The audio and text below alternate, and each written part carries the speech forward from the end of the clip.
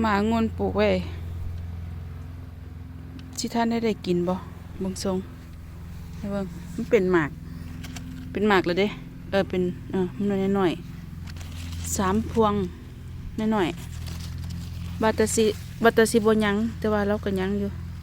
แต่ว่าสิได้กินบ่หิมะกำลังสิเข้าหน้าหิมะกำลังสิมาล่ะสิได้กินบ่พ่อเจ้าว่า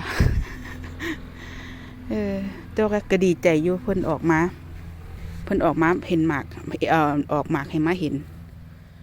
ออกหมากให้เห็นเอานั่นล่ะ